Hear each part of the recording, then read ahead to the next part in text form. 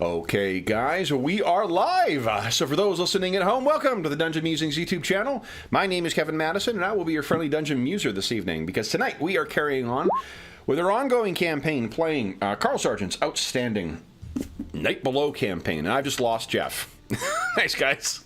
I think everybody lost Jeff. Yeah, we all did. Oh, did we? Am I still around? All right, everybody, let's do it.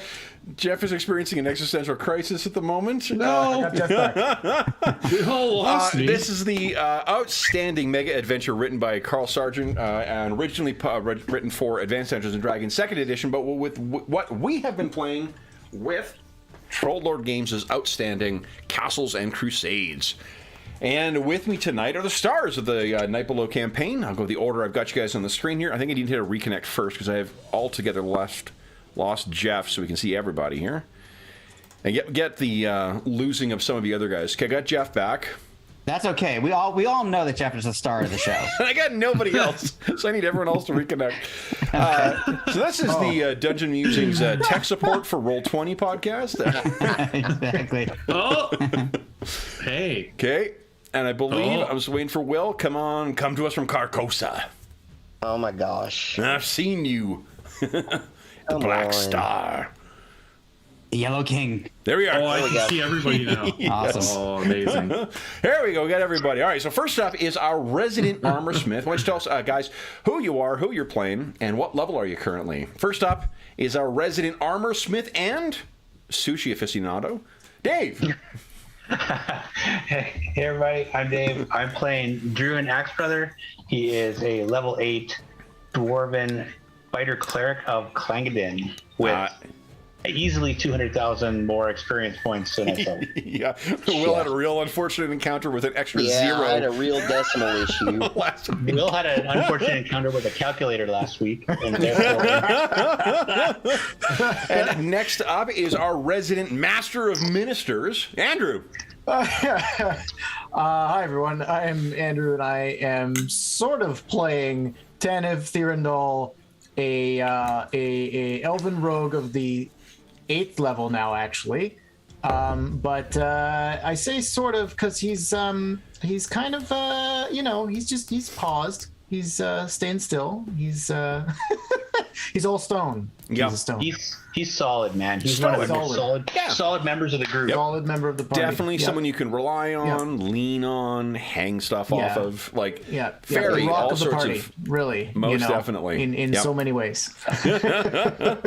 And next up is our resident thing that every girl's crazy about, the sharp dressed man, Jeffrey. Oh. Hey, I'm Jeff, and I'm playing Calidor. He is an elven fighter rogue. Nice. And he's hungry for treasure. Nice. Next up is our resident master of the end of fiscal year budgets, Will. Hi, I'm Will. I'm playing Chael. He is still an 8th level elf cleric. There's no bitterness there at all. Not at all. No. And, even after last. Nice. Was that too soon? But certainly not least is our resident master of the Sith language, George. That doesn't sound good. Hey, everybody. Oh, it depends on I'm you. George. Yeah, I guess it depends on who What you part are. of the trilogy are we at? I enjoyed working on it. That's probably was not good. I'm playing Knox, the Unexpected, who is a human wizard of the 7th level, and it's not for lack of ability. I just want to point out, it takes a lot more experience points for wizards in older editions to level up. That's the real reason, not being a terrible player. Is what I'm Isn't telling it in myself. the middle range where the wizards, like, you get that swoosh where you start gaining levels faster too? It's starting to, but it's after this level. I gotta get to 8th, and then I start getting there. Got it. So, all right. Yes, I'm excited for that. First up, let's do this, guys. Let's all roll luck for the session. Excuse me, my goodness. So roll your luck, divide by half, rounding down, and then I'll use these tokens to bring over to the next screen we can bring everyone up to speed on what's happening, and then we can talk about how people are going to spend hero points. And Knox, you should have 2 hero points as well, too. And you guys defeated the Stalak Tyrant last time. Or the other guys. Or at the very least, they drove it off, it seems. Maximum 3, of course. Yeah. And then we can talk about how you can retroactively spend your points to get Knox, who is currently stable, but unconscious. -5, yeah. Mm-hmm. All right. So, guys, Tana, that is 4 points for you. Nice. All right, so then, guys, what happened last time? I can use visual aids. Let's see here. Now, that is darn peculiar. On our games on the weekend, when we clicked on the token or the handouts, it appeared in front of the camera like it used to. This one is back behind it once again. I wonder if there's a setting. Same for me. Oh, I think they did an update or something, because normally my icons are at the top, and when I logged in today, they were back at the bottom.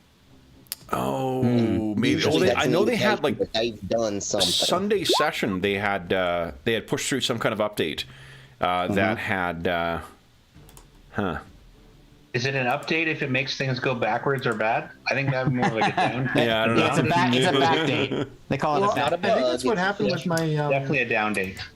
my OBS, yeah. because I updated OBS and now it deactivated or has some sort of problem with the virtual camera. I can't create a virtual camera. I have to log in with the Look at webcam Plebe itself. using his camera and such.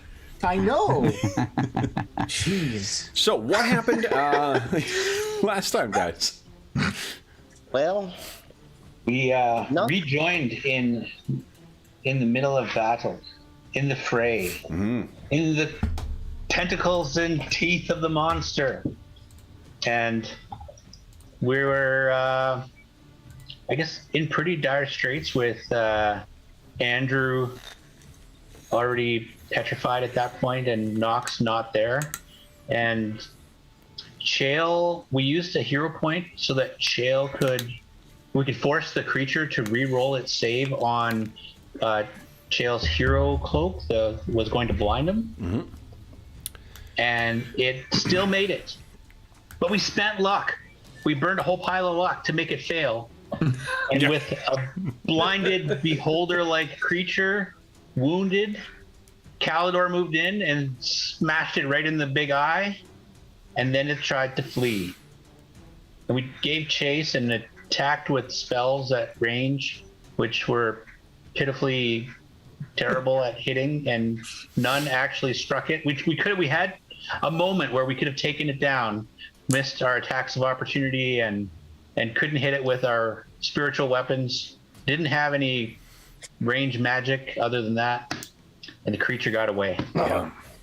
But we were able to scour the floor of the water-soaked chamber and found numerous magical items and a whole bunch of gold and gems.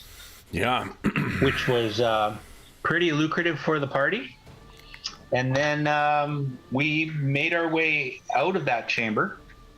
Speaking of XP, did you, George, did you add your XP that you gained last time as well? I didn't add it yet, but even with it, I will be nowhere near leveling. Yeah, fair enough. I need like 80,000. Yeah. Yeah, 14,864. Quite the haul. Yeah. That's awesome. It's getting closer. Getting closer. Yep. And then we did a little spelunking out of the chamber. Druin was dangling on a rope like a cat's toy. And do you want me to go over to the battle mat to have this part? Sure. Okay, let's do that. Or you can just take us to that chamber that he found, because that's really the next step. And that's Okay, kind of where here we go. left off. He really wants to show this. Let's go to this. Boom. Yeah, because this is where we're happy. This is our happy place. Well, I mean... Oh, no. This one? Oh, yeah, this one, yeah. Yeah, so we had to leave Tanif behind because we didn't want to drop him and have him shatter to pieces in the bottom of the cavern. But we've now found our way into this chamber, and we need to make some... Well, we'll need to get Knox up to some healed a little bit, but we'll need to make some spelunking rolls and such to try and navigate from the western side of the chamber about halfway up to the safety of what looks like a dwarven mine. Yeah. With that, I'll end our little trip down memory lane. Yes. So we have one of the things we need to spend a hero point on and explain is how Knox has been taken out. What you cannot see in this illustration, a couple things you can see in here that are not actually here. These dwarves are not actually here. Or unless you've erased 3 of them and leave only Druin behind. There are no torches up here. However, everything else you see here should be accurate. There is also, on this side, a spout, or a waterfall that cascades out about 60 feet up, and then it cascades down into utter blackness beneath. Above, it's another 60 feet up.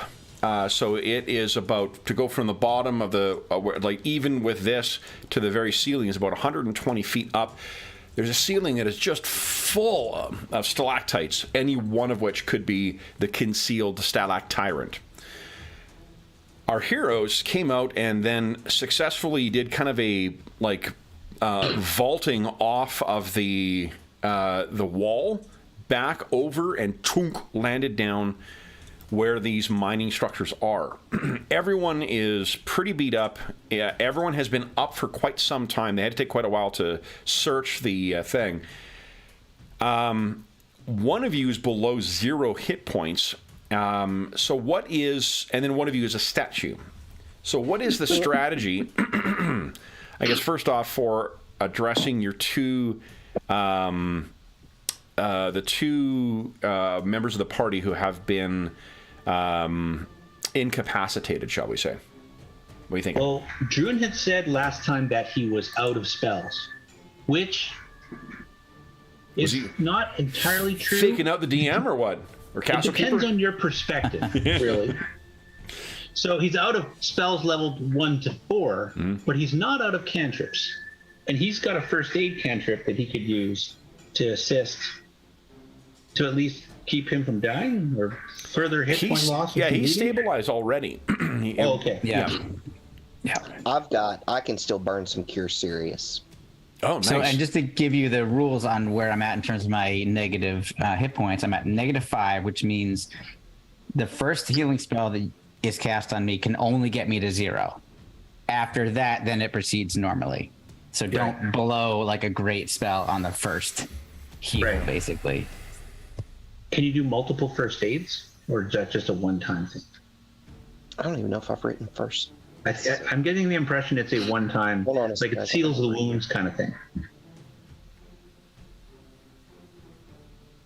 Yeah, it doesn't give any hit points back, right, Dave? It does give 1d2. Oh, 1d2. That seems... But if you're already stabilized, it's probably not. Yeah. Like I've It's got, not I mean, unfair. that would kind of like what George said. That would be the one to burn first. right. So I have 3 first aids, so I could try a couple of those to try and just. And I've got a couple that I can Do you guys use have, if excuse me, bandages and such? Because I think... I do. Yeah, so if you use a med kit, isn't it 2d6 on a successful wisdom check? Maybe restore. You want me to do that? Let's see here. It's in the adventurer's backpack. Backpack. Oh, do you guys have any healing potions left? I don't have any potions. No. Okay. So, and just to, because I was looking at this, knowing where we were starting, when you're at the number of negative hit points that I'm at, unless magically healed, a character so wounded must rest 24 hours before the process of healing begins. Yeah, So I we think need to get it's through some the- kind of magical as opposed to mundane healing. Yeah, We got so that. like that. Medkit might not So do the trick. one of the nice things with Yeah. the bedroll would allow you to reduce that to 8 hours. It's just a function of so it's the way that what bedrolls actually do in the game. That's awesome. Unfortunately, someone turned their burning hands on the last 2 bedrolls you guys encountered. Who would do that? Why would anybody do that? That seems insane. Burning hands is so destructive. Yeah, sounds like a cultist. Okay, so then what? How do you guys think you would extract? Like the way that this thing came out of the side, George, is it was a funnel of water going down from that main chamber out into this thing. So the guys like shimmied their way down while underwater, and then figured out, that there was the there was this spout coming out the other side that turned into a waterfall. So you are more pliable than Tanev at present, so that you'll be an easier one to transport, even though you are unconscious. Right, not quite as heavy either. Yeah, how do you guys give me a pitch for how you got Knox's corpse out? I mean, his body out. And Well, could we use spells on him before we do the jump? Yeah. I mean, you can use spells on him before. You still have water breathing active for another 3 hours or something like that. So you could have cast this. If there's a spell that you had access to that didn't need you to rest, you can feel free to spend a hero point, cast that as if it was retroactive. Or revisionist, I should say. Retcon that sucker. Oh, okay. So cost a hero point to do that? Yeah, because you're editing the scene effectively. Hey, George, I'm not editing the scene. You're not getting that 1 hit point. Sorry. That's totally fine. That's totally fine. I'm like, first aid spell, hero point. No. Yeah. Yeah. Okay, well then we could go back to the idea that we had where we were going to try and look for some lumber or something like that we could sort of cobble together some kind of a ladder that we could lean across the wall back to the other side and climb up so that we could actually stay on the rope the whole time. Because the problem before was we had to jump across, and it'd be pretty hard to jump across with Knox's body. But if we can find some wood and build a bit of a ladder to go across, then we could probably lower him down. Does anyone who is conscious and not stone have any background that they think would assist in carpentry? I don't know about carpentry necessarily, but I can build armor. I just lost Jeff again. Oh, I still have Jeff. Yeah, no, he's Weird. winked out for me. No. You froze, Kev. Everyone else didn't for me. I don't know. I got everyone else except for you. Jeff thinks Kev froze. Kev thinks Jeff froze. Weird. No, it says Kevin went away. Sounds like a bad divorce. None of you guys have any kind of carpentry background, so that means you're just sort of amateuring it up. Yeah, I was gonna say probably the only carpentry that Calidor has is all the stuff we've done in that one village. Jeff, would you mind hitting refresh again on your end? Sure. Druin's good with a hammer, but normally against a sheet of metal. What's the name of the village that we live in? Yeah, in it's been so long. Where the Silver Bulle is. Yeah. Oh, like when we were helping with the prepare for the siege and rebuilding houses. Millborn is the one town, and the other one is Thurmaster. Thurmaster, right? Thurmaster. That's where the Silver Bulle is. Yeah. That's the one where that's the only other than just being an old elf, I don't necessarily have a career in carpentry, but being an old, the thing is with elves is that because you focus so much attention on your specific things, the fact that you live longer doesn't mean you multi-discipline. It means you spend a lot more time doing more narrowly focused things. Right. Yeah. So, what are you? Who is going to take the chance with this then, with cobbling something like this together? Could we? How much rope do we have? I think you've got a hunt between the non-stone rope. I believe is 150 feet right now. And it's 120 from the ceiling down to the mine. Yes.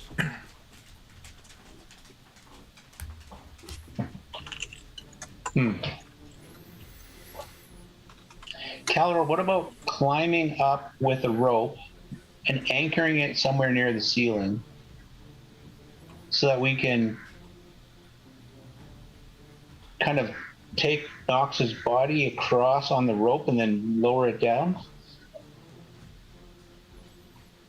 I thought we didn't have a long enough rope for that. You need 100 feet of rope to, unless you've, to retroactively plan it, you'd have to have done it. Either you would have to leave 100 feet of your rope in the funnel, leaving you only 50 feet to play with, right? Because you need to be able to get back in there to collect Tanev and to collect Knox. No, Right. We like last time we said we left the rope attached up to where Tanev is so we could get back to him. Yeah. we haven't identified any of the magic items, have we? No. Your mage is currently unconscious. Speaking of which, George, is there any staves or whatnot? Sorry, I didn't mean to distract you. Is there any spells that you would have if you were conscious that would assist with this stuff? Excellent question. Not particularly, except for one interesting one, an interesting use of this one, which would be a web spell to try to create something to very slowly try to work your way across. That I don't know how wide that gap is, but other than that, I really don't have anything because I'm such an evocation focused wizard. What about an air elemental too? Well, that's different. That's the staff, and I was gonna wait till the end to find out if you guys had grabbed the staff when you grabbed my body, because I didn't want to know the answer if it was no. But yes, I can summon one of 4 elemental types or young children. Who grabbed the staff? Yeah, I have. Yeah, exactly. I can. There are ways, but not while I'm unconscious. Okay. Doesn't have a string attached to your wrist so that it just drags along? I didn't. I only figured out that this was an issue at a later point. Once we were down into the Underdark, so I did not prepare in that way. I didn't have like twine or whatever available, nor did I think about it. So I don't know how we'll roll. Figure that out. I think you can assume that you've got the staff with you. I'm just kidding. I think you all know how important it is. So hopefully, somebody would have been like, "Let's make sure we get this." But I don't have a spell that's really effective in this situation, unfortunately. I wish I did. I do have no. Honestly, there's just not something that really makes clear sense to be helpful. Jill, do you have enough healing if we used a hero point to cast spell on Knox and get him up to conscious? Because that could save us a whole lot of time. I've got 1, 2, 3. I've got 4 third-level spells that I can burn to turn into Cure Serious. No. So I would think that would be enough to get him back to normal. Yeah, I need 5 to get to 0, and then I need more, things beyond that to get become conscious. Okay, so let me burn a hero point. Mm-hmm. Thank you. Yeah, I didn't burn it because I Oh, was only look at that. So that easily gets me to 0. Okay. So I'm unconscious, but okay. Yep. Number 2. Look at that. Holy crap. Oh man, you are on fire. All right, and that gets me up to What's that 16. now? In your That overall. puts me, here you go. So you can see about Okay, almost I'm going to do getting one close to more. halfway. Oh wow. Oh my god. He's showing off now. What? Yeah, exactly. Now he's Look at got more that. hit points than I do. Look at that. I went above my total. I'm Yeah, at 30, another one you want to full. throw on somebody else. I'm just pointing right. That was great. That got me. You just went 2 over, but to get me to full. So that's amazing. Coraline smiles upon you. Apparently, he thinks I'm on the right path. Crooked my and soul. twisted path. Well, Back from the dark side. I'm trying to come back from the dark side. Yeah. Exactly. So, with him, with him conscious, Knox could actually just go through the passage. You guys have enough of those descenders, so he could do exactly as you guys did and slide down or rappel down the chute, and then he would just need to figure some way to get Knox from the one side of the waterfall onto the other. Well, you would have to do the same jump check that we did, right? Yes. Well, or I could summon some kind of elemental to help me, Right. to assist me in doing so. An air elemental go into water?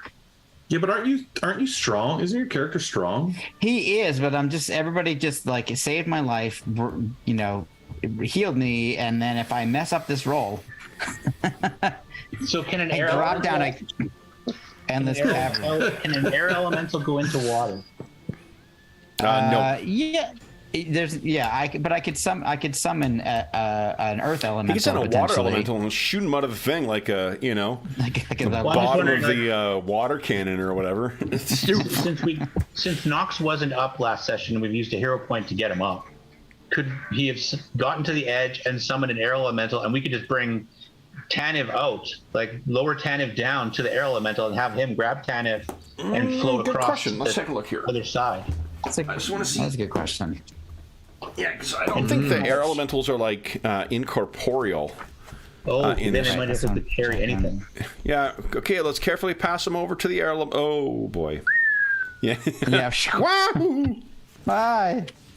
I really do like these newest edition of these books, and I'm excited they're going to give them the Amazing Engine. No, not Amazing Engine. What's it called? Amazing Adventures, which have Yeah. underneath the other ones, the same treatment as with full color books. Yeah. I'm gonna back the shit maybe out of that. So it's page 95, Yeah. Kev, for the air elemental. Okay. Perfect. Or even a rock slide. They had a rock slide climbing up into the water. Rocks can probably survive in water. Can rock slide jump across or go across? Rock the cannot. chasm? No, you cannot jump. You cannot leave. Now, he'd have to like go across over the ceiling, like stay connected to the earth. Yeah. And primarily in the earth too. Like you And can't. from Have, the inside, Yeah. he would be able to like carry somebody. Yeah.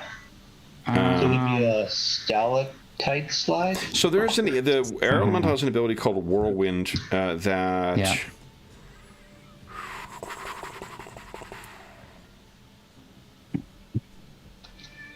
They can be picked up bodily in it. So, Yeah. then, and the saves are physical are the primary stats for it. So I think I'd allow it to try and carry Tanev, the statue, from the one side to the Okay. other.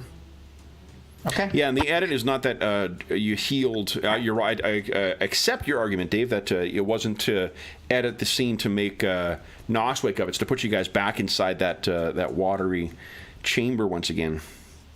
And also for me, in terms of helping Tanev, I got to spend charges to summon I got to spend 3 charges Yep. to summon an air elemental. So there's some cost there. And So let's do resources. this. I think the air elemental will be able to cover it. Who's going to be the one who navigates the statue down this spout? Calidor is the strongest. Mm-hmm. But I think Druin would probably stay up there and help him. Okay. Like the two of us, we could probably help lower the statue down on the rope. Yep. Yeah, let's do this then. Cal, would you give us a strength check at +2 from Druin's help? Okay. Oh, I think I can change this music too. We're not in fighty fight music. Oh. Wow. Oh, man. But the thing is, you are really strong, and it's a primary stat for you, isn't it? It is Yeah. primary, yeah. It is primary. Okay. So I think you would only need to spend 4 to get that to a success.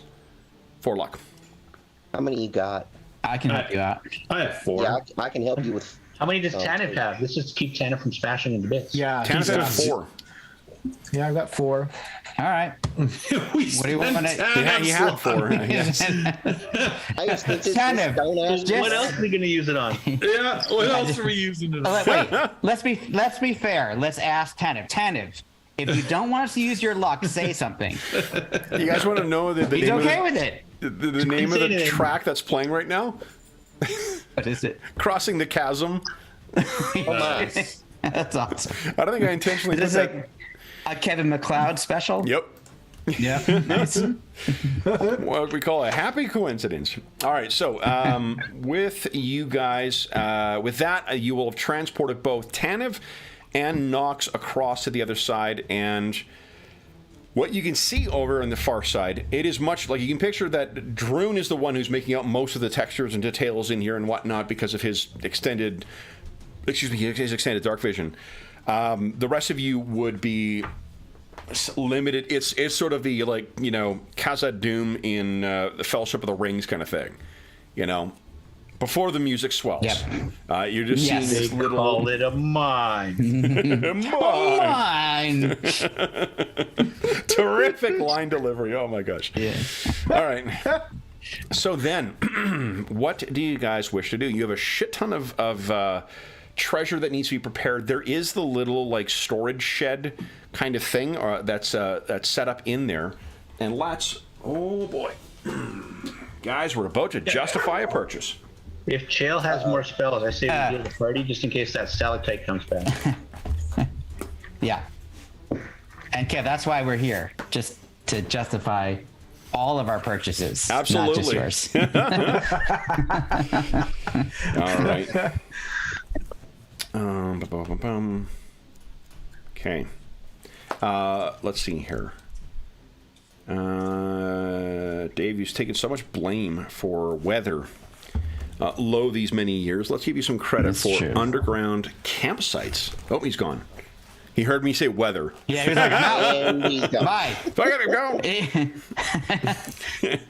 go. Then Andrew, you lucky duck. Would you mind giving us 2d10 rolls? 2d10 rolls. Okay. First one. And we are making use of, we've just justified my purchase of the Spelunkers. Oh. Was it the Survivalist Guide to Spelunking, which has the most interesting, grade school textbook texture on the cover. I love it. Are you enjoying the book overall, Kev? I find there's a fair amount of it that is very 5e focused, which is not as helpful, but it's easy to convert. There's a lot to really like about this one, definitely. Okay. You know what was surprisingly one of my favorite ones for random stuff underground, actually, is this guy here, Rise of the Drow. Oh, okay. Yeah, it's That's cool. Really, He's got a new great stuff. Kickstarter. Yeah, he's got a new Kickstarter that's Indiegogo, whatever it's called, happening right now. And then it brought up that one, and I was like, oh, that looks really cool. It's pretty, it's massive. It's incredible production value. I don't think I'll ever run the campaign, but there's some great stuff in there that I can rip out. In particular, random generation of Underdark features. Oh, that's cool. Okay, really good stuff in there for that. I'll point it out when we make use of it. Awesome. Okay, so then let's see here. Tanev, what you have rolled. This is interesting. There is a small tunnel at the back of it. That when you get close, any noise you guys make, it agitates the fungus in there. It all starts almost like, imagine like a time tunnel type thing. When you make the sound, there's like ripples of light that go down this tunnel. And then the other feature is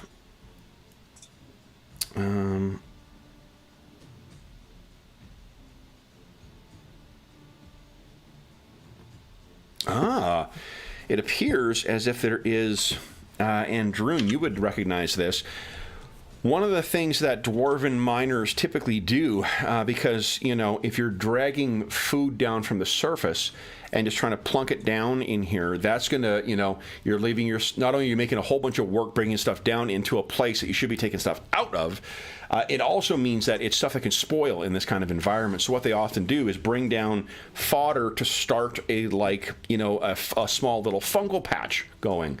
And what has happened is just imagine like a post-apocalyptic, herb garden type thing, where it's just grown way out of control and over and whatnot. That's in here as well, too. So you guys, would you give us a roll of 5d10, please?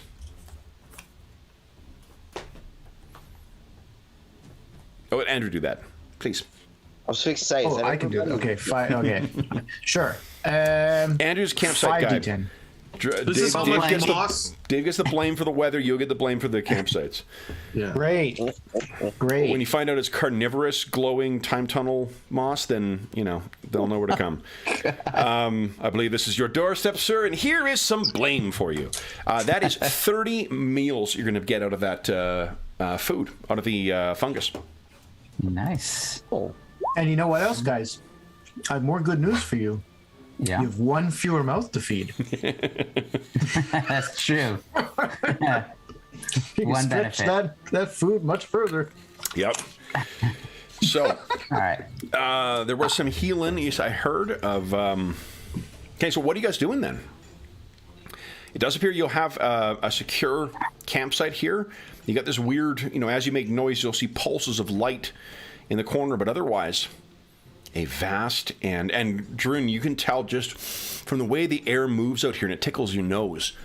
This is a vast chamber. This will go down and then it spiral, like kind of, fracturing out in weird, twisted, hard angles. There will be mining shafts all along here that go along, but then this will also allow you to travel deeper down into other things. This obviously is a natural feature. This is not something that's from a mine. So this mine has met up with some kind of natural underground fissure. So there may be ways of navigating deeper in either direction or down to get yourself further along in the Underdark. Hey, Chill, you got any more healing? Calibor's looking a little peckish. I think I've only got one Tasty? until we Not rest. tasty. Yeah, I've only got one left. I think he's probably the worst off. Yeah, I'm back to full. Could you guys see your numbers on all of them? I can well. see Calidor's in mine. I see some and not all, Yeah. Yeah, some of but I them. can see the bars either way. Okay, hold up. I can see mine, Calidor's, and Druin's. I can't see. Well, I don't think I can see Andrew's, and I know I can't see Knox's. Yep, that works. Yeah, I see Tanev and Druin's HP. Oh, and also, wait, who do I see? Yeah, and Calibur as well. And Chill. Actually, no, I see everybody. I see everybody now. I don't see Nox's. I can't see now. Yeah, I still don't see Knox. Hey! I'm keeping Yeah. it hidden. You don't need to know. They are. I've been trying to find where we're keeping track of our rations, and I thought it was in the party loot, but it's not in there. John was keeping track of that. He stuff. was, but we were And able it to was in update the it while bag of holding. That's what it is. Okay, yep, I got it. Thank you. I'm just gonna put in the Got it? 30. Cool. Yeah. Cool. Okay. Yeah. So, Thank you you. are all on the verge of exhaustion. This has been, for sure, a full 8 to 9 hours you guys have been traveling and dealing with this stuff. You have a... Calidor, what the hell happened to the rope? Why did we all fall into that water thing? Well, interesting you should ask. There was a demon there What? back in that last chamber, and he cut it. He cut the rope? Yes. His name was Kev. He did say something. What'd he say? Unfortunately, it's quite a few weeks ago, and now I don't remember. Yeah. Was it Malfeshnakor? Is that what he said? It was. I think so. Yeah. Yes.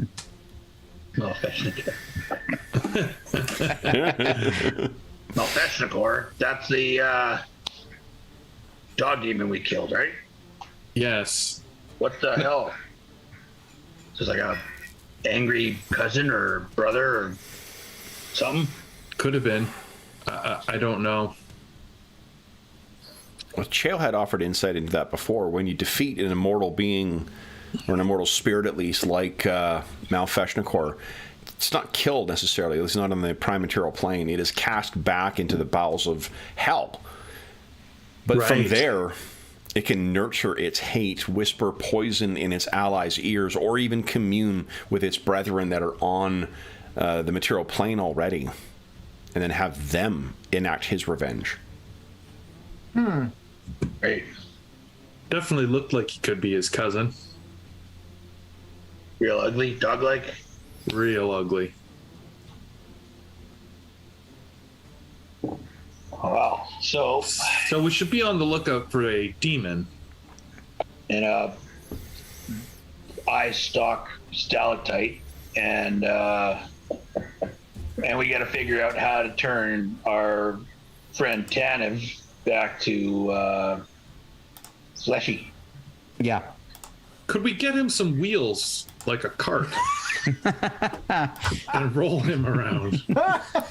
Maybe we could ride on him if we put the wheels on the sides. We can. So what happens then if we drill holes in the side of Tanev and put wheels on him, and then we decide later on to turn him back to normal? Does he have That's- like holes in his arms? That's probably bad.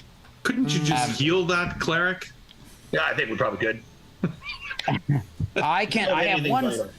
I have one spell I can try. I do not think would be effective from my previous experience, but I am happy to attempt it, which is a dispel magic, just in case. It's prepared already. It is I think something we've that, already determined that won't work. yeah. Okay, that makes sense. I don't think it worked as a player. He's So- not. Yeah. He's Yeah. not enchanted right now. He's actually Yeah. straight. That makes sense. Okay, so Yeah. so I guess that's straight that you've already considered this and realized it was not an option. So I have no other means of transforming him back from stone to flesh. Although we do have spell books that we have acquired, I wonder if I'm gonna spend some time going through the spell books that we have to see if there happens to be a spell Oh, that's yeah. of use. Okay. Actually, did we get a new book? So if you're going to review the book, do you want to just peruse it or read it? If you peruse it, you lose less sanity than... Oh, sorry, wrong game. I think either way, I want to just peruse it just in case. Okay. I think, did I put the spells in it in the Discord server? Yeah, I you don't- did. That's the new one you just Yeah. did. Yeah, in the and big- then there's other ones that we have previously in the party loot. Oh, okay. So I will check both, and I will get back to you. It'll take me a couple of minutes to just make sure. Where are those? Where are those spell books in the party loot? If you go in party loot and just start scrolling up, it's about in the middle. I It says will spell point out book. But I mean, like, Some who's of the- carrying them? Some of those pages in those spellbooks may be smudged on account of moving from AD&D Second Edition to C&C. Oh yeah, that happens. Yeah, I've seen that. What does this one say again? I can't read it anymore. Yeah, You've been it's underwater. I mean, what are you unclear. going to do? Yeah, that's what happens. Yep. What about Shatter? Would that spell help? It can help. It Guys, make it easier for us to We did send a carry 'em. moratorium on teasing Stone Tanev for last week, so we have... Oh, but I wasn't here, so No, I fair get dues. my chance. Gotta get your digs in while he's still hard. Yeah, so... Exactly. We have to No, prorate... there's nothing. Oh, sorry. Okay. No, go ahead. There's nothing in the party loot. So from previous spellbooks that we acquired that would help in this situation. So I'm going to check Discord and look at the new ones we found, and I'll get back to you guys. Then how long would it take I guess, well, what do you guys wish to do? Like, I'm assuming you guys are going to make camps, or actually making your first camp underground right now, which means delegating Everybody tasks like hunting, like caring for gear. Your gear has been put through the ringer at this point. Everything is sopping wet. You fortunately have a lot of cast off of wood around you, so you should be able to have very little difficulty getting enough wood for the fire. And as far as kindling goes, you have, I think, Druin by body weight is about 70% axes, so you'll be able to just whittle shit down out of him. The other 30% is beard. Yes. If we're going to go ahead and do that, I will go ahead and cast my last Cure Serious on Calidor. Okay. Come on now, roll. There it goes. Nice. 11 points back. Sweet. Jill, All right. you look a little beat up still too, though. You got anything I'll be else? all right.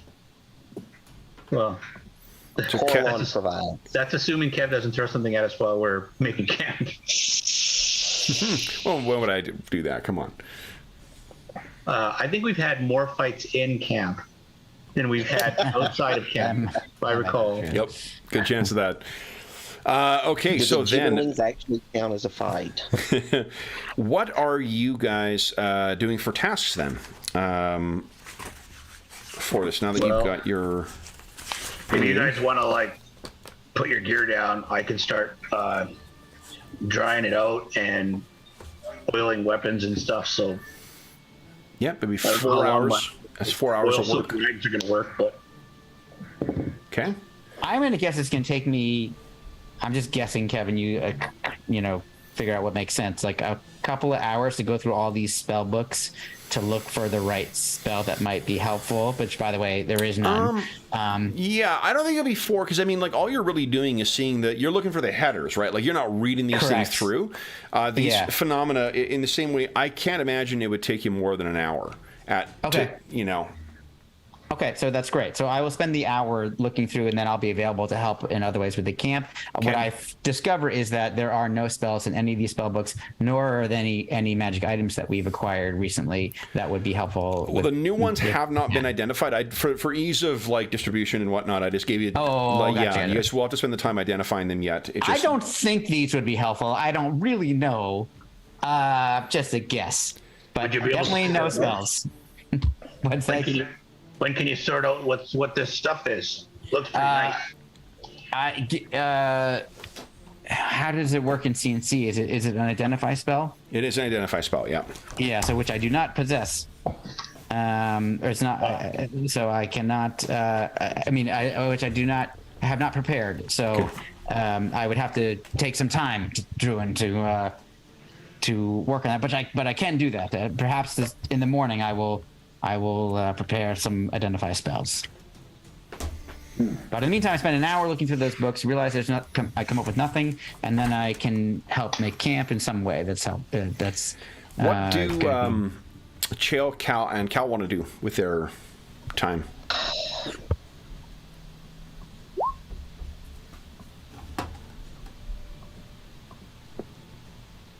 Yeah, I could try and make a fire. Okay, so it'll be 2 hours to collect and sort of prepare firewood.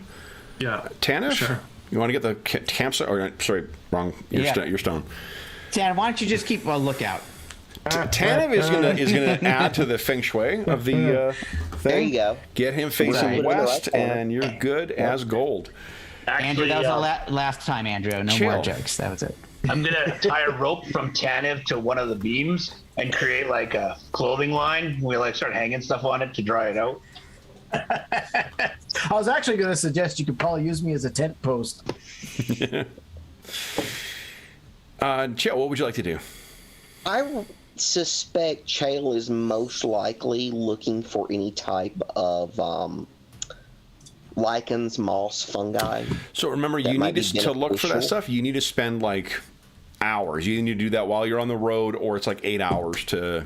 Oh, 8 hours. Oh, Yeah, never yeah. mind. I'm sorry. Yeah, it's I didn't paginate.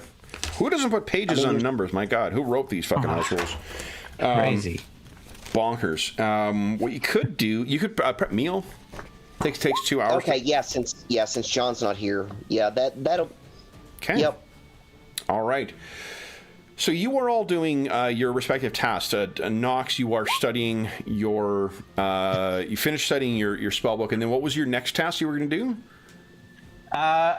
So I feel like number one choice would be for him to just scope out the very immediate vicinity for any signs of, like we've seen in the past, orc encampments or, pitons and ropes or any of that sort of thing. Yeah. But literally right in the vicinity of the camp Okay. itself. So in 100 the feet or immediate something. vicinity of the camp, what is you did have a background with tracking, I believe, didn't you? Not. You never did. Okay. So I'm an astrologer, really. got it. We'll read the Yeah. stars. Okay.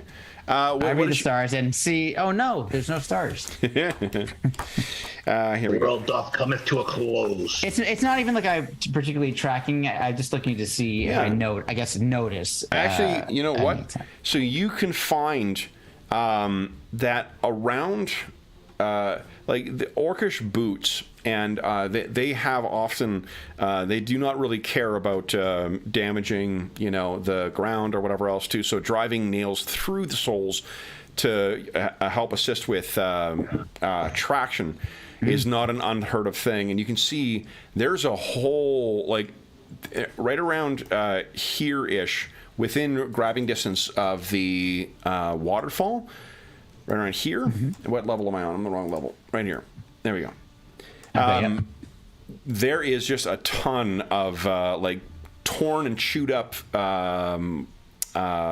wood, as if someone was like racing around, and a fair amount of orcs. It's got to be at least 10 years old from how the wood has discolored. Like you can like there's old wood and then stuff that's been exposed, and then it's all further. I don't know if wood oxidizes, but whatever the discoloration over time that happens. Yeah, you roll a nat 20 on your wisdom check. Oh, nice. Okay. Yeah, so awesome. That's why you're sort of seeing. You can almost picture like this is that grease pencil scroll that Druin was reading. This is the very spot, a decade or so back when that orcish chieftain was snagged, and you found the remnants of his corpse. Interesting. Okay. I'm going to point this out to my companions who aren't busy at the moment. And we have timber here that we potentially could use if we needed to burn something. I do not know if that's helpful at this time, but this is clearly 10 years old. It's somehow tied to that war chief, that orcish war chief that we have heard of, who possessed that legendary magical armament that we've discovered. We're assuming the armor the magic items that we discovered were part of his. Some of them were quite clearly orcish of make. There's there's an axe, a couple other things. So it seems we have come to the spot where he was initially taken. Okay. You guys finish up your cooking, and so you get collecting campfire, and then you get your cooking done, Chael. Around the time that Druin is wrapping up, cleaning up all of your gear, positioning Tanev, and you guys are sitting down for a meal. What are you guys planning on doing? You're going to be keeping watch tonight, obviously, in your rotating staff, but what's the plan here? Is it to venture further into the mines, which may lead you somewhere? Is it to venture further into the crevasse? I can tell you that it's following the crevasse, seems to be in the direction that's heading, or the crevasse seems to be heading in a northerly direction, whereas the mines seem to spider web out everywhere. Can I, based on the paths we've taken, would we be going away from or closer to Broken Spire Keep? The crevasse would be the easiest way to navigate directly to, or at least in the direction of where you were and towards Broken Spire Keep.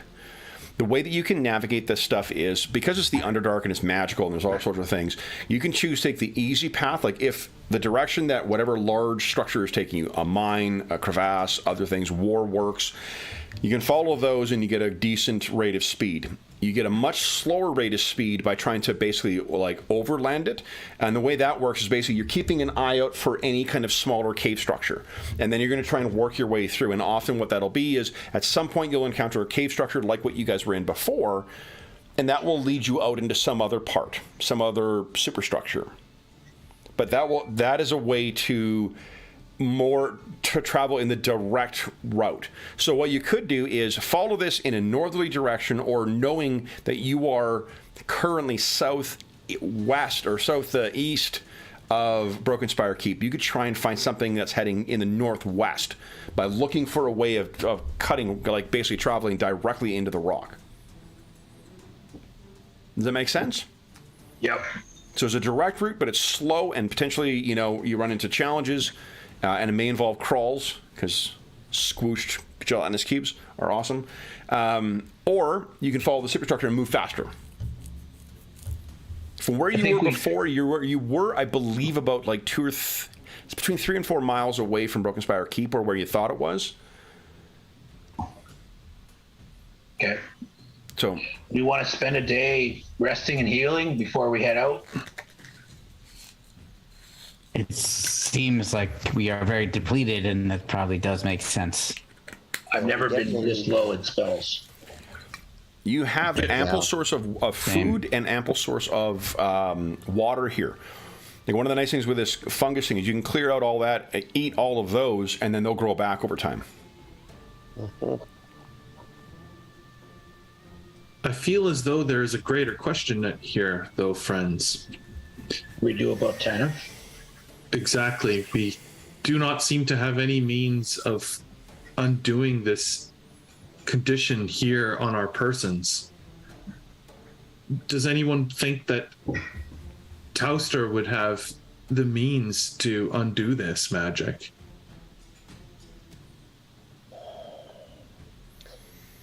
Perhaps. There is another dragon down here. Wait, Not that I want to make deals with dragons, but Yes, you guys were told by the Queen of the Mire about the night below. Yeah, but isn't this a very evil dragon? yeah. Territorial as well, you hear. However, that is like 20 or 30 miles away. She said it was that the Night Below's domain was underneath hers. So you're quite a ways away from that right now. oh yeah, that would be far to the east and a little bit to the south. Unless she's mistaken.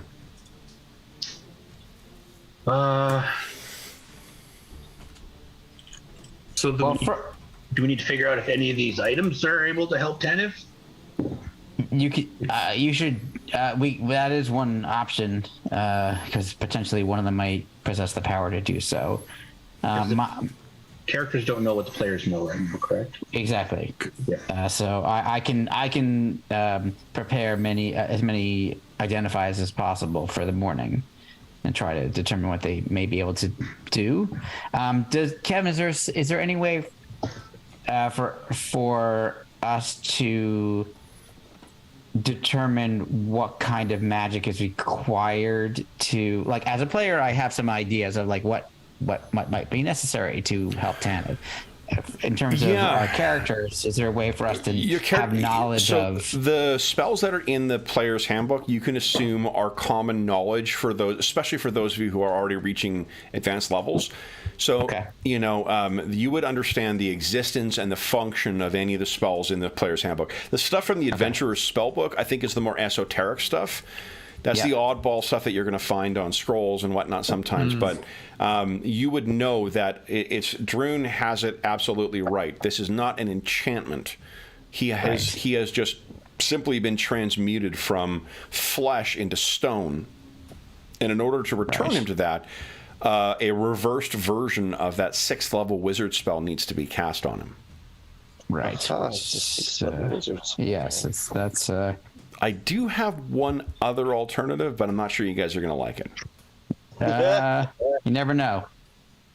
Is it Andrew can make a new character? That would be I mean, it the is an 9th option. level wish spell.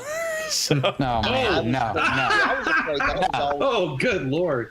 we were going to have to do. Wish. The last thing I want to do is try to come up with the specifics of a wish spell wherein the GM is a lawyer. What, Knox? You telling me you don't just have that prepared today?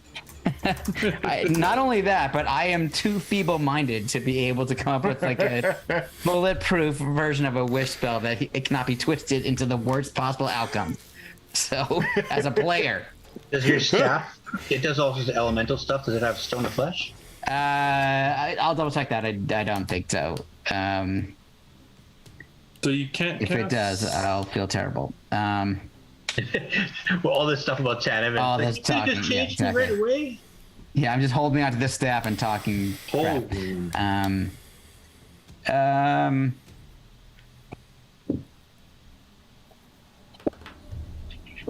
I'm reading through it. Sorry, it's small. I was like, I edited it last week after when you weren't Yeah, here. that right? wouldn't surprise me. That's why I'm checking it very carefully. yeah, the risk with the Stalag Tyrant, you guys can confidently say you got out of that encounter with it using all of its abilities. Oh, interesting. I mean, I can cast a spell to pass through Tanif if we need to. Pass wall spell. But, Guys, magic trick. Watch this. Watch this. Got your nose yeah, down. look, I can do that. Stone shape him a couple of extra noses and a third finger on his right hand. I recall correctly that I have no means of using the staff to. And the magic to turn him back is beyond your abilities. Far beyond, unfortunately. Yes. So our only possibility down here would be to stumble upon a scroll with which was writ this exact spell that we need. That is correct. Or find It some. seems like other finding a creature. needle in a haystack down here. Agreed. The Underdark is full of creatures and beings that also willing have to offer up their powerful magics. For You a never price. know, eh? Not that I want to make a deal with a Dwargar. No, But- and Druin would know. There are less. It's a rumor, but it's also said that the deep gnomes populate the deep realms of the earth, and they are known to be extraordinarily magical. We used to have a gnome that was. So next what door. is closer? Do you He figure, whispers in your Druin? ear, "I'm right here." There's a Dorman. Finding some magical gnomes or returning to Thurmaster. I mean, we don't even know if Tauster is capable of such high-level magic. You've seen his spell books. He is not. Oh, he's not. I haven't yeah. seen it. Knox would know. Knox Okay. has. Yeah. You would have to travel to possibly to Threshold in order to. Well, I don't know. I And to mean, be honest, I hear the I don't see. Scarlet Kev, I don't see Brotherhood flesh- is recruiting. I can. Yeah, I'll take it. I'll approach them.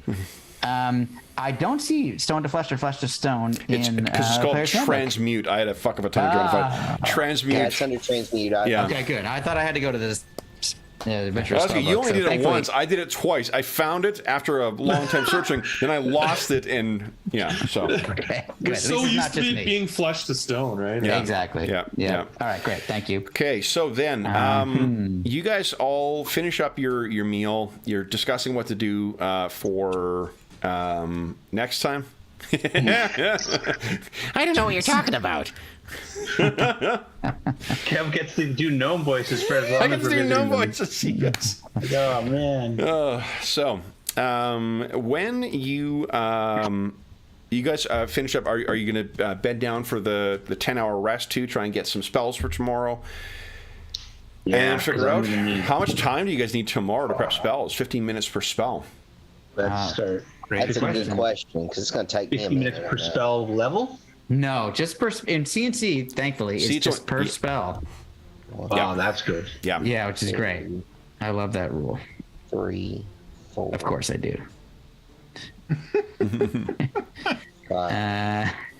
So while they're Yeah, I doing only that, need an Tanner, hour or so. would you kindly give us a 1d4 roll, please? Knox. Yeah. Oh, yep. Okay. All of I'm your on watch. allies are dead asleep. You have a fire burning, but the crackling of the fire seems to echo out, almost like it's being swallowed in the vastness of this chasm.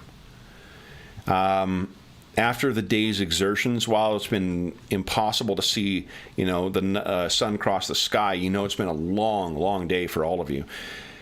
And everyone is sleeping just completely sacked out, in spite of the kind of unsanitary or unconventional, at the very least, circumstances. You also find that your watch is a bit disturbed, only in the sense that you are used to spending those nights when you can see the stars, tracking the progress of the Black Star. Right. So you're almost Yeah. standing out on the edge of fire, looking up at this vast black sky above you. And your vision is lost at the limits of the bonfire. Straining your eyes, almost trying to see something. What's going through your mind?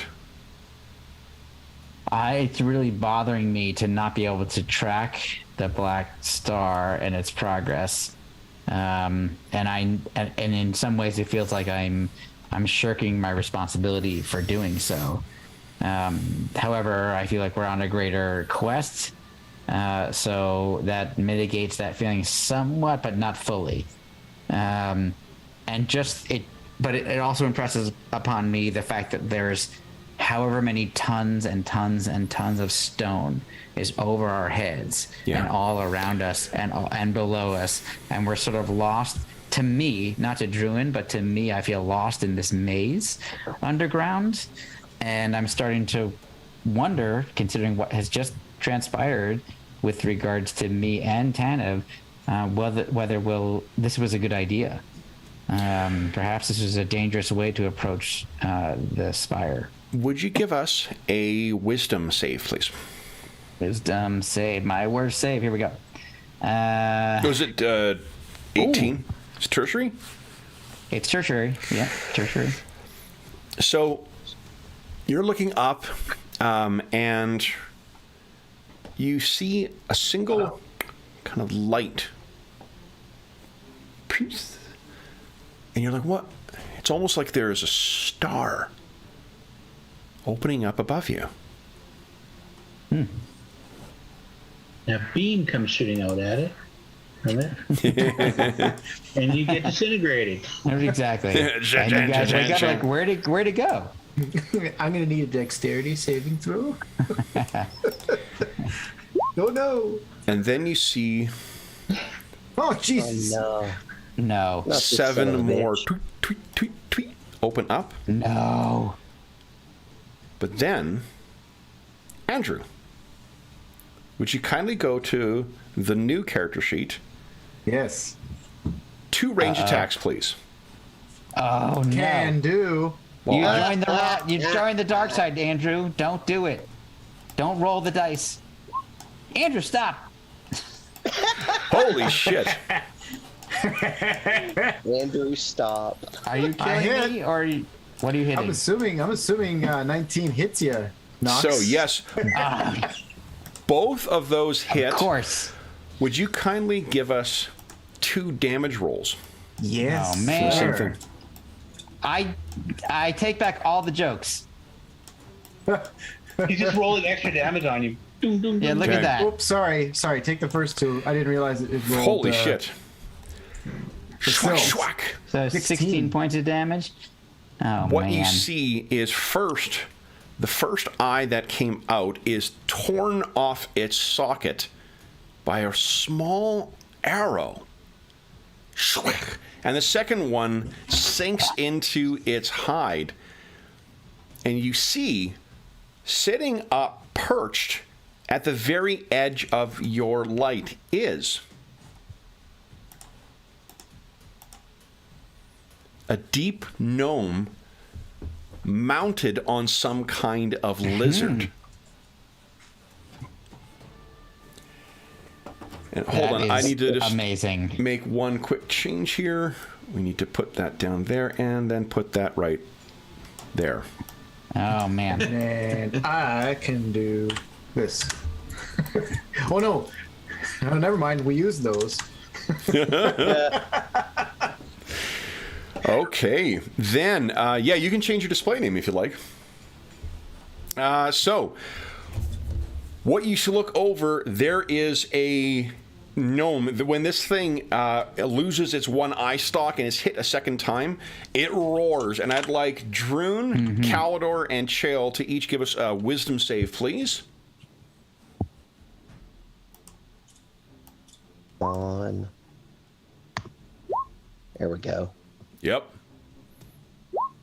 All of you are Nice. awakened. The roar from this thing, it sounded bad underwater. It is worse above the surface because it's caught and amplified in this vast subterranean amphitheater. Guys, let's have everyone click on their tokens and then click on initiative, please. Hey, Chael, Yeah. remember when I said we should make sure everyone's healed because we could get attacked? Hey. I healed Calidor with my grits. And me. I'm just saying. I'm just saying. I did my part. Oh, I know. I'm just saying. I'm glad you did it because this is exactly why. You get to go first, so Oh, I gotta click the. That's why. Okay. Click the There- token. Go first. hey, lady. Here we go. Okay, Oh. so look at that. First up Nice, with the higher Andrew. dex is Shuktu Gem Finder. Shuktu, what would you like to do? Awesome. I didn't expect to go first. And new character. Okay. I mean, the thirsting worked out, so I might as well just do the same thing again. But I just get the one, I assume, now that we're in actual... Well, no, you made those attack rolls at -2 to hit. So, because remember, you're an archer. You can also move with beetle bait first, if you like. Yes. That sounds like a good plan. I will move... right now, you're sort of perched atop where all these guys are camping, like well up on that stone, probably up around here. Okay. And the thing is, sorry, can you orient me? The thing is again? actually basically right next to where the it's sticking out of the wall, right next to where the waterfall is cascading down. Oh, okay. It's about 30 feet above the guys. And I mean, I could still. I guess I'll try to move a bit closer, and then maybe I'll close half the distance. Sure. Beetle bait goes running over. Go ahead and make your. I'm gonna how many shoot attacks it are you again. making? I is 2 my normal number of ranged attacks? Ranged attacks 2 are at -2. 3. Oh, right. Yeah, right. just I like could just do like the one. any other. Yeah. Okay. I'll just do the one then. Okay. That is not a great shot. Yeah, that one's not great. Well, we're moving. You know. You can also roll for luck for Shuck 2. Oh, I didn't just transfer the luck from... Okay. Brand new character, and you get to keep full luck. So whatever you roll, the maximum. There you go. Get down with your bad self. I think it's 1d6 plus 3 is his. Okay, so 6 luck. Yeah. 6 luck. There's not enough to make that a hit, though. There would be 8 to make it a hit. So you fire. Then it is Druin's turn. Druin, you've been awakened. I think, Knox, you're the only one who has spied this little, like, cavalry archer gnome. Yeah. It looks unlike any gnome you've ever seen before. Druin, what are you doing? Druin gets up to his feet and grabs Werbella. Okay. Yeah. Is that your great axe? Yeah, big thing, great axe. You got it. Okay, so you grab that and you're up. Knox, what are you doing? You have full control of your faculties now that eye stalk has been ripped off. Right. So I will just, seeing that my companions are aware of the threat, I will then instead call out, and I'll just say, ally, and I will point up to where Shaktu is, just in case anybody mistakes him for a potential enemy. I want to make sure that they are aware. And then, depending on what you tell me about the circumstances here, I would like to cast a fireball on this tyrant tyrannical creature. You absolutely can. Okay, excellent. So, small ball of fire soars across and explodes.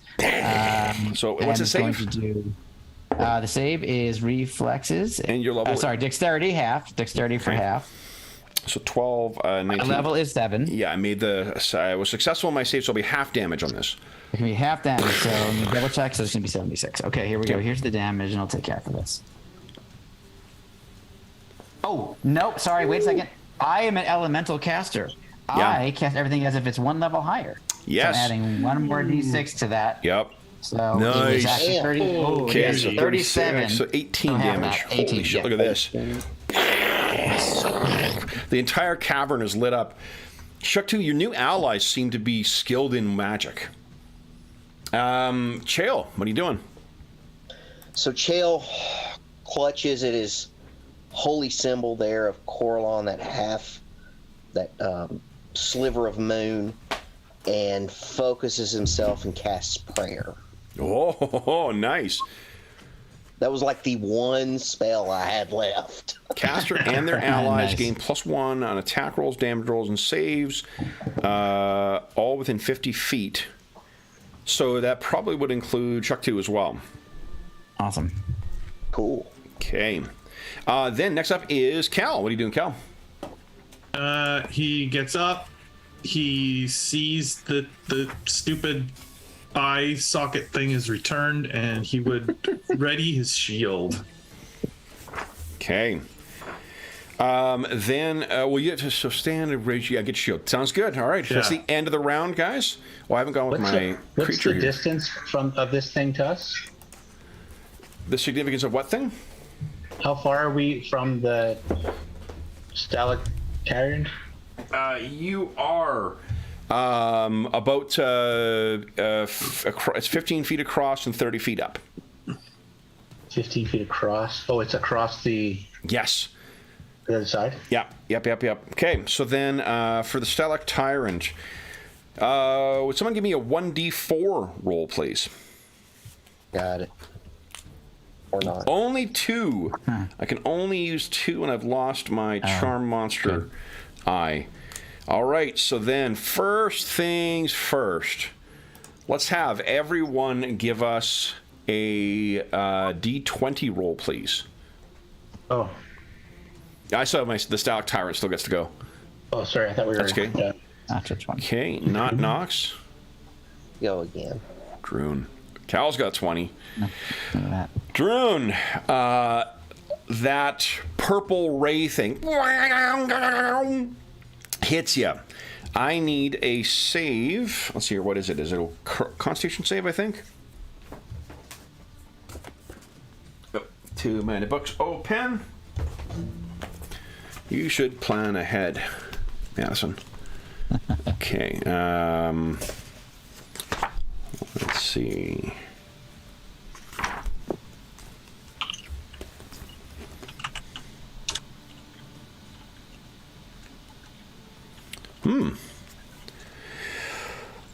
It is a charisma save. You you get a could plus one, spend a hero point and get a nat 20. Is that even enough? Well, nat 20 is always a success. Okay. Then I will spend a hero point for a nat 20. Okay. Okay. Because charisma is terrible and it's a tertiary, and yeah. Yeah. Okay.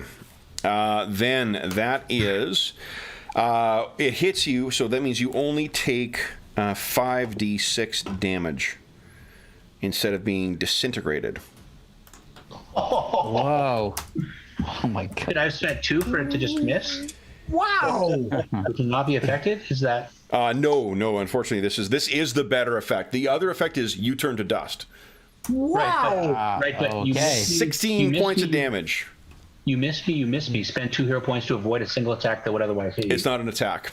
Oh, okay. Yeah, it's a That's what I'm spell. asking. Okay. Okay, so then it is. That was Wow. 1, and then number 2 Jesus. is let's see here. Cal, Chael, Shuk2, and Knox each give us a d20 roll, please. I Another don't one? really want to, Kevin. Ooh, 7. Might be me. Damn. Yep.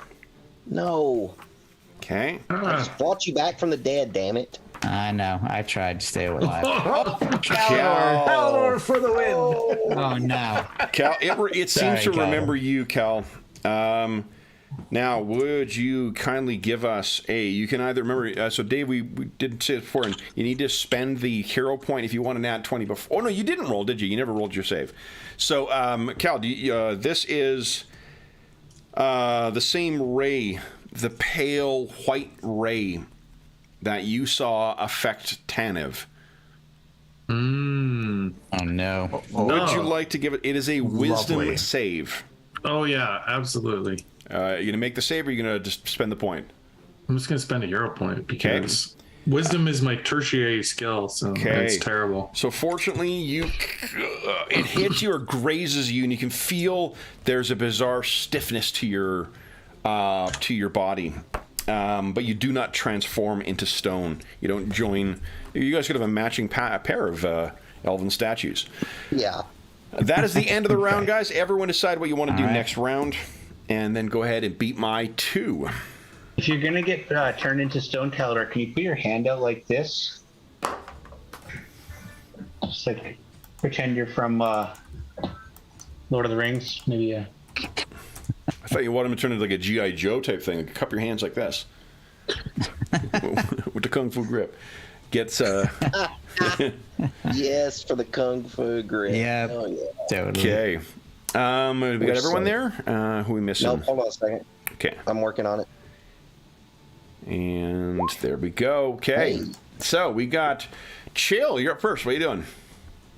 How far were we away from this thing? It's 15 feet across the... You just got woke up, so it's probably 25 feet across and then 30 feet up.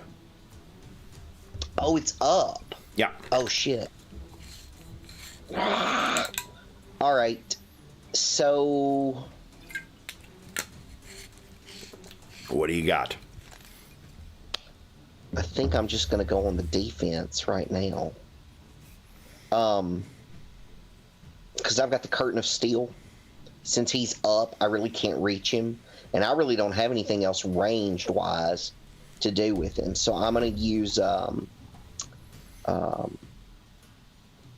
my Curtain of Steel ability to gain +4 to my armor class, basically. Okay. Basically, I'm being defensive to try and hope I don't get hit. Yeah, I mean, it's got those tentacles, right? Yeah, Druin, you're up tentacles. next. What are you doing? Druin is going to move in front of Knox so Yep. that he's becoming a dwarven body armor, Okay. and he's going to fish out a potion of healing to drink for himself. Okay. So, and I'm assuming it's in a quick response place, so go ahead Yeah, and... just in a belt pouch. Yep. Just a potion. Cal, what are you doing? I'll drink it next round. Well, is there anywhere to take cover that this thing can't shoot its eyes at me, or I can? I mean, there's that tunnel behind you full of things, and there's probably some... Yeah, I'll kind of back up down there a little bit and put my You guys shield got in this? between me. Yeah, well, I don't necessarily have a ranged weapon to use, and it's across the gap. Don't you I'm have not a gonna bow? jump at it. I did have a bow, but I don't have one on this character sheet, so I don't know. I think that might be because you failed to add it. That could be. Yeah. All right, so then Chuck 2, what are you doing? I'm going to. I'll Make it into a pincushion. Yeah. I'll stay where I am. Okay. I'm gonna try again. Yeah. I'll take the minus. I'm gonna try 2. 2 shots. 2 shots, sounds good. Whoa. Oh, nice. boy. Whoa! Okay. I want this guy on our team. I need to make a save here. I rolled a 5, which means 18 in total. I think I failed my save. What level is Chuck 2? I can't remember. 6th level, right? Which class? 6 is the highest one. Yes, 6. I failed. So go ahead and roll. Where's our DM screen here? Or Castlekeeper's Guide. We haven't actually had to roll a crit in a while. Yeah. Yeah, so here we go. Shark 2 knows how to make an entrance. Chuck 2, would you give us a 1d20 roll, please? Certainly. 9. Knee shattered by blow, crippled, can't walk, 1d10 damage. So you hit it right at the base, so roll your normal damage and then roll 1d10 on top of that. Normal damage. 8, okay. 8. And then 1d10. Yep. There you go. Another 6. Keep your eye on that health bar. So you hit this thing at the base, So close. and it's just in a spot where it's sort of holding on. It spasms, and unfortunately lets part of it go, and the whole thing lets go and then collapses down. And the last thing you hear is its roaring, echoing out as it falls down into this bottomless chasm. I wouldn't I knew call they that had it. unfortunate at all. Well, on my screen, it's the bar barely changed. So It literally, the red bar stayed there. So. Oh, I made it so you could see the numbers as well. I was rolling. I thought it had 12 left, is what it said. So, and he rolled 14 damage. That's great. Yeah. I thought that was after it was applied. I was like, oh no. It was I understood. And when it fell, I realized it didn't just commit suicide. It actually had been killed. It was just trying to say hi. And then how much falling damage does it take when it hits the ground? I want to know. We just take half the feet fallen, right? So. A lot. Yeah. You guys have a few actions before you have to roll damage on that, though. All right, so then, what? Hold on here. I'm trying to find. It seems, for one, Knox, it seems that it's as dangerous to camp underneath here as it is above. But you were going to say. I was going to say, I feel like I might want to fireball it as it's falling. But because I was about to go. You'd be firing blindly, unfortunately. No. Yeah, no, I do not actually do it, but part of me wanted to. Yeah. Because that was scary, which I understand why Calidor was like, I'm out. Yeah. Well, I figured out why I don't have a bow on my character sheet. It's because when we transferred them over, we had put the magic bow that we had. You weren't sure if I had it or if Tanev had it, so it was on both our sheets. And so I just deleted it from my sheet instead of changing it to the regular bow. Okay, so I mean, there is an orcish bow, I think, in the new Horde, and another. That would work too. Yeah. Cool. So. All right. So can we go back to bed now? Oh wait. Who's this new guy? He said ally. Yes. He's the one who killed the creature. Up there. Hello. Hello. No, I won't do it. I'm sorry. Don't worry. Oh, I love it. That was Extra hero point every session if you do that. Yeah, totally. That's fantastic. It's just tempting, Kevin, but I want to actually stay friends with all these guys. So that's fair. I take that risk every time I play. Hello. What manner of people and explorers are you to be being attacked by one of these things? Well, we just looted all of its treasure. That'll do it. Wait, treasure? Where? So one of the things you would, just to give some insight into the deep gnomes. Deep gnomes are deeply xenophobic, and the way that they typically survive is through hiding.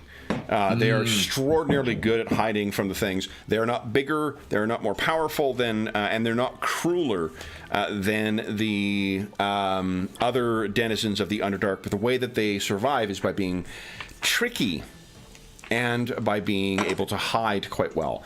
Shuktu, however, is a bit of he's an odd one. You know, he would be the one that, like, he's the hobbit that the others kind of wag he's been seen, like, lurking around the outskirts of the Shire kind of stuff. One of the reasons why you have been riding as an outlier for Blingden Stone is because of this innate thing. But I might suggest that you still would, even an outgoing deep gnome might be a little cagey about those coming from the surface. Fair enough. So maybe I would rephrase, and who the hell are you down here? and where are you bringing this thing down with you? And to give context for you, Shuktu, angering this thing. You found these. I mean, they were so noisy and so bright. You were able to find them in your rangings down here. And when they were cooking those things, you could smell the campfire. You were fearful that it was orcs that had set up. But when you found the camp, you saw it was a motley collection of, a very, very pale Dvergar, extraordinarily pale drow. And then, is that a human? I mean, you've seen them taken as slaves before. But then, rather than watching them, you saw the Statlic Tyrant try and snag Knox, and that's when you felt you could watch no longer and intervened.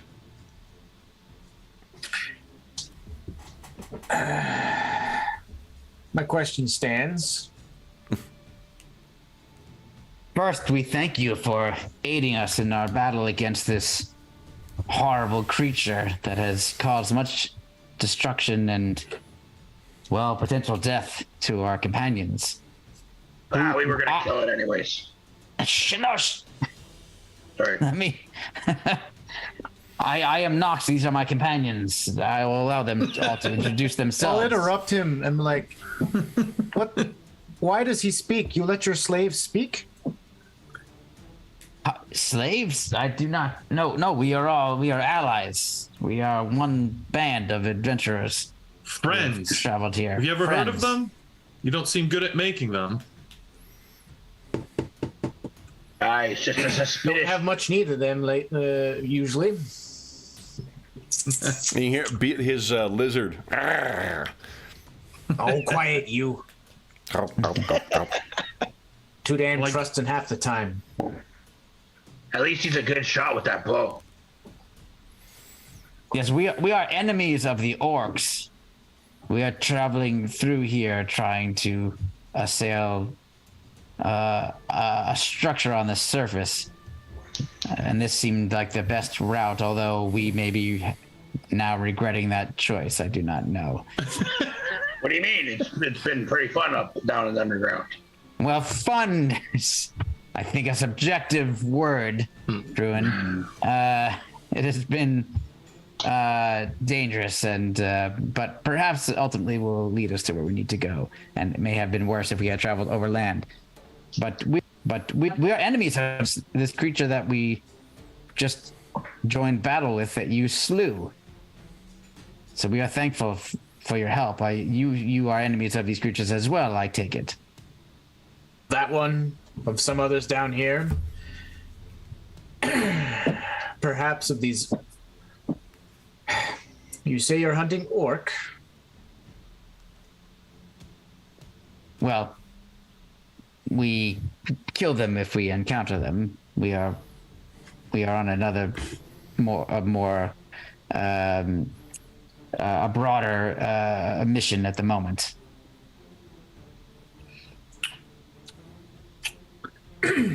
Well, that's good to hear. But I would suggest that if we have a common enemy, then we are friends. And sneaks up. May over have a to- common enemy, at least. Drew leans into Knox. He's a Snarf rebel, and you know that, right? I have heard of such creatures. I do not know their ways, unfortunately. You probably know them better than I do. And I try to say this sort of out of earshot. I don't know if I can do that of Shuk2, but you wanted to have this perhaps you should have this conversation, Druin. No, I'm just saying he's a deep gnome, but nothing wrong with him. Just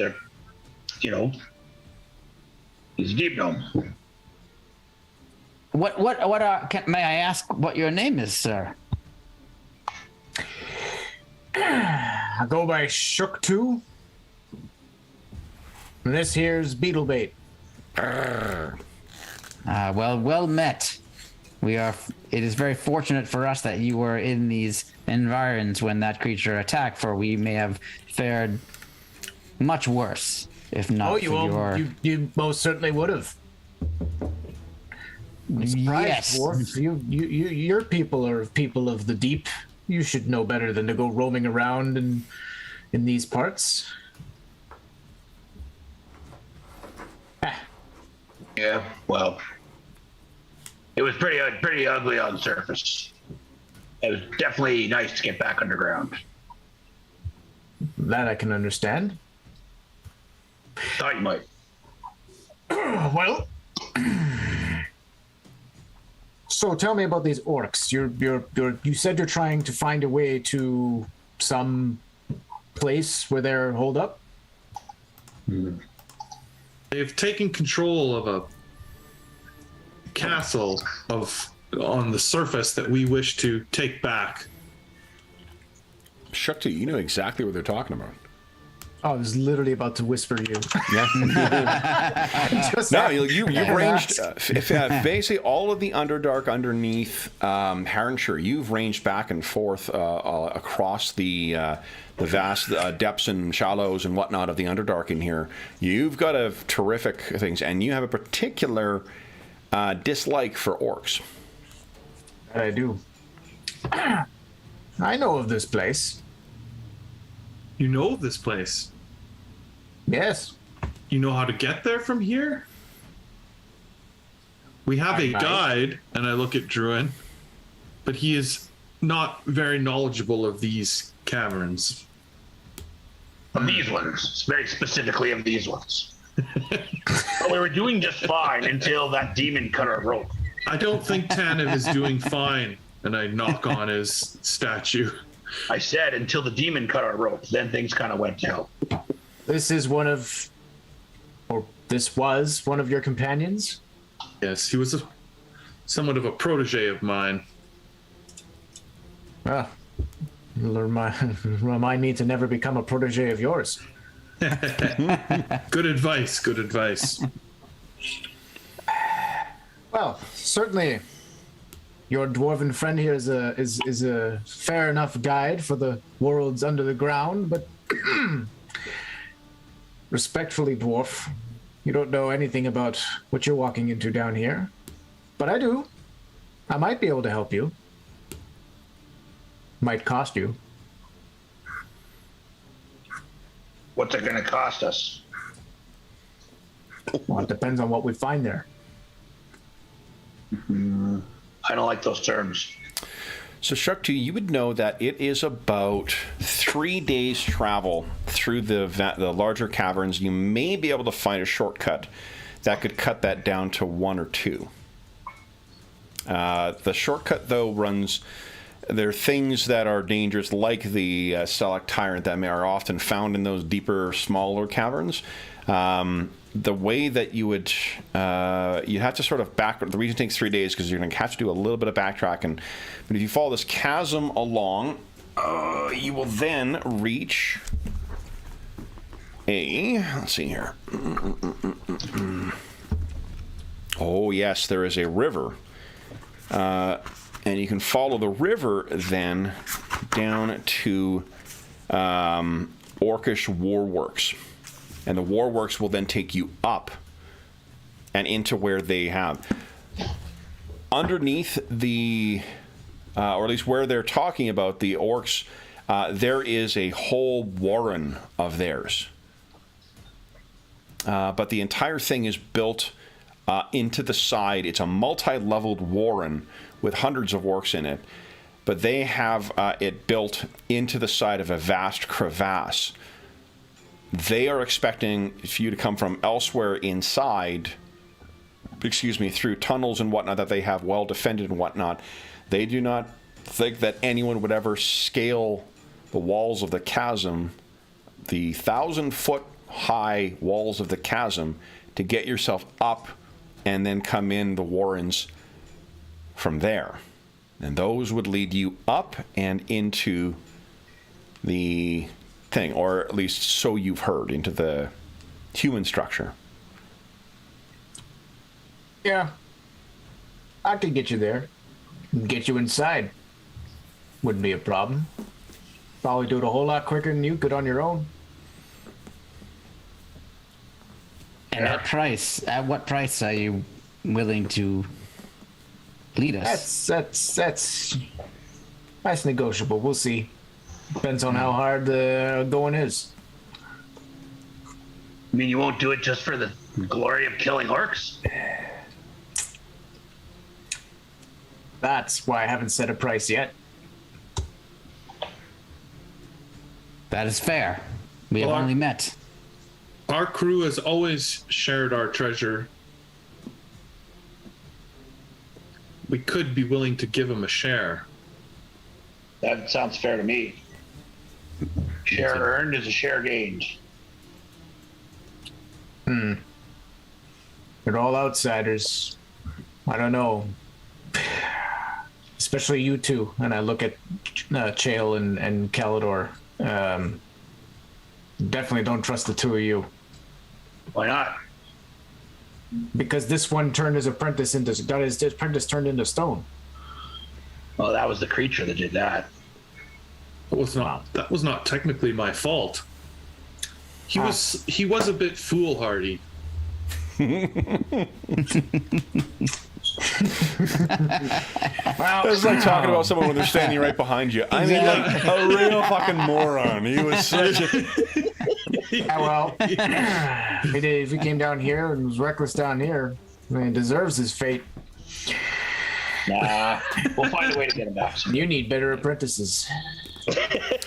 Now, Shuk2, what you would be aware of, I think you're right in not trusting these to let them know about the Deep Gnome community that is located underneath Heronshire. There's a reason I wasn't saying any of this.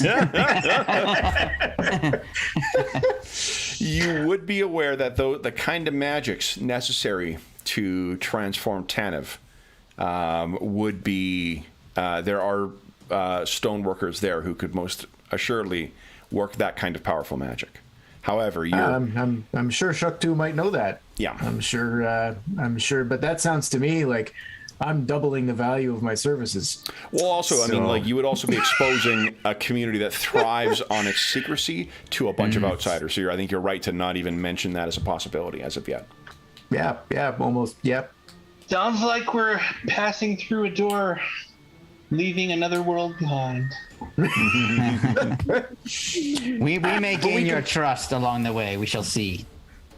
Well, you could do that. We'll see. And depending on how much of that trust you earn, is we'll see what you owe me at the end of it. But we can travel together for a time.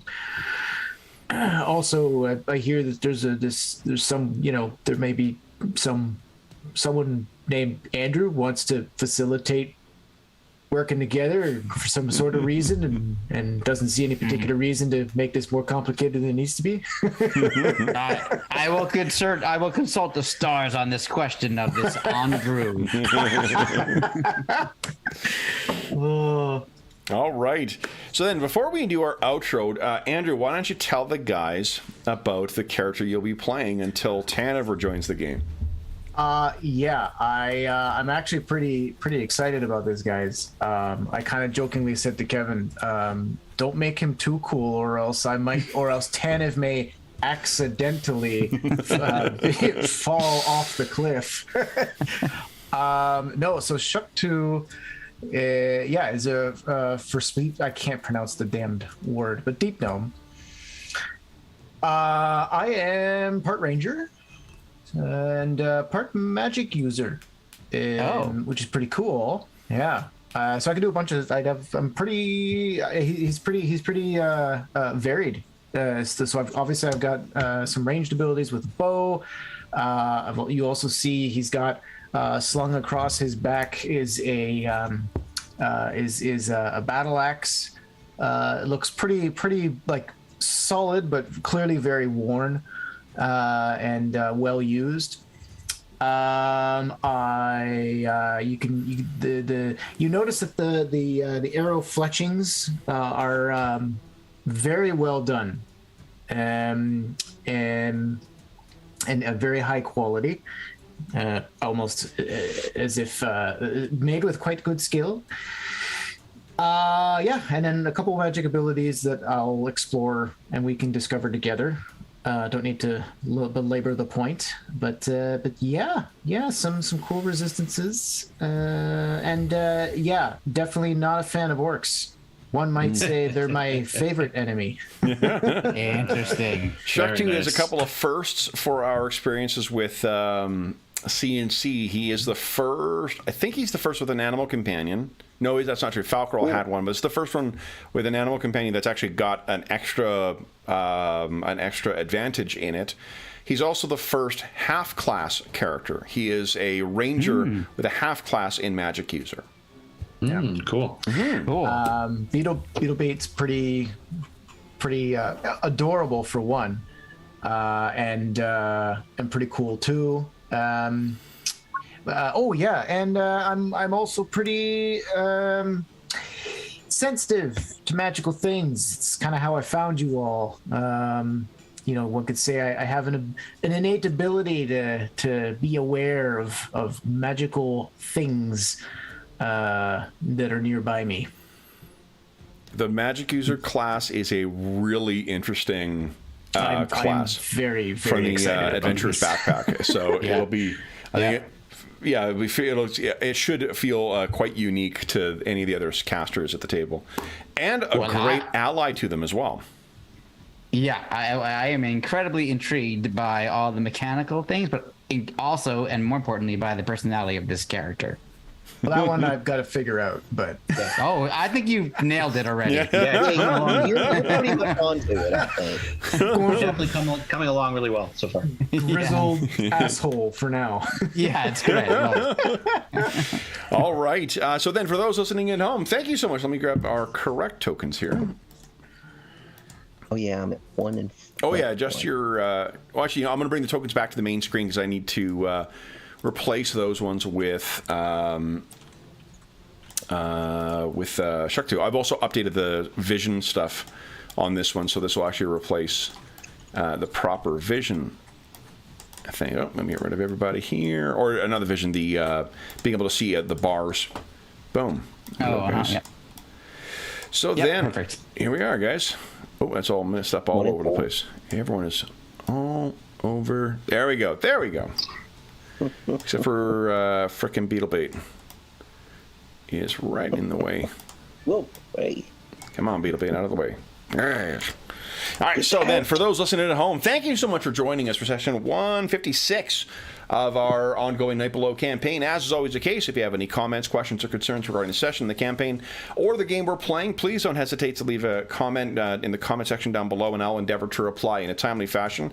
I'll also post I think I've got them written down somewhere, but there isn't rules for deep gnomes in C&C, so I've written them, and I'll share that on the Discord server when I get a moment. That's a lot. Like, once I do the Star Wars 2D20 rules, and once I write up some other thing I promised to write up. So Great. I won't hold your breath on that, but it'll come eventually. In addition, there's a link down below, speaking of the Dungeon Musings Discord server, a link down below to the Dungeon Musings Discord server, where all of us are active, and we have channels there dedicated to this game, this campaign, and every game we run on the channel, as well as a host of other great channels. There's a terrific community that's grown up over there, and you are more than welcome to join us. Tons of very helpful and knowledgeable people. In addition, there's a Find a Group channel that's quite cool. There's there's the convention chat, lots of great stuff, lots of great people. There's also a link down below to our friends at Noble Knight Games.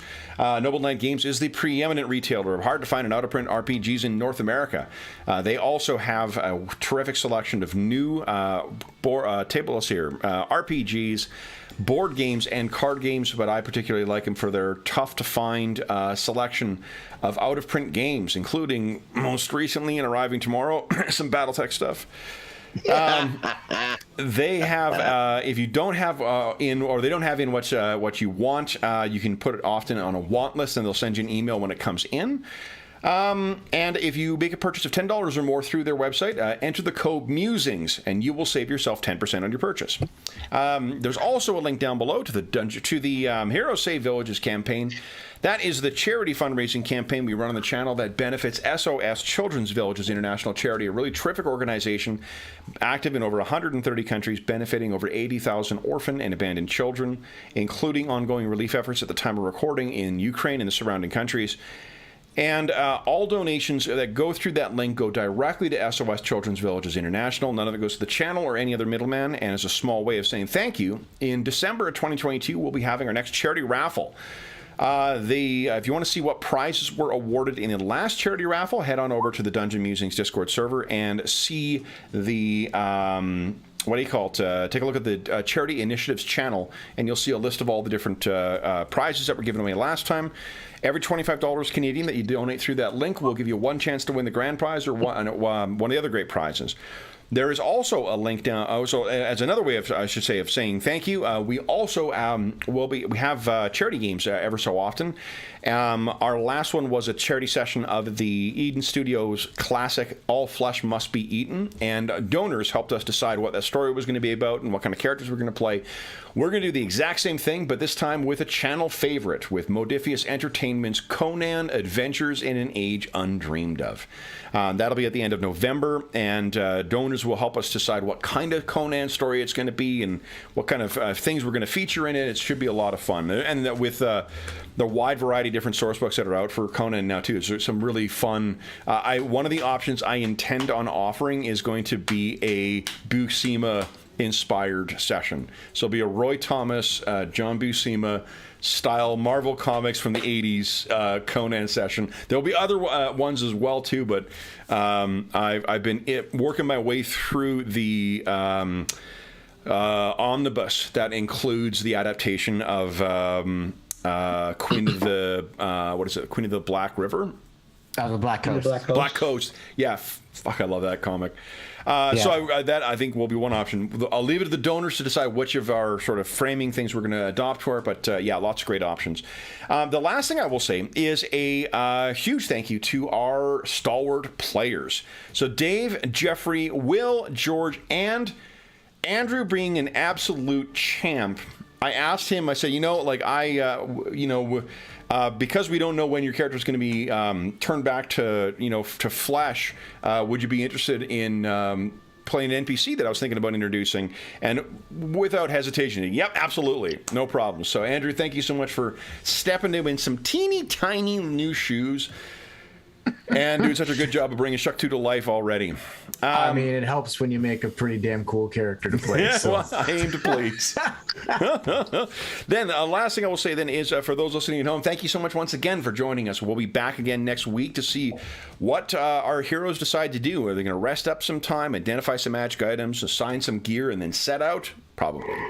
Or there may be some more random encounters, because the life underneath the surface in the night below is quite dangerous. Until then, we hope that we gave you a few hours to take your mind off the troubles of our world and think about the troubles and new allies that our heroes have found in the night below. Until we see you again, stay safe, stay healthy, and happy gaming.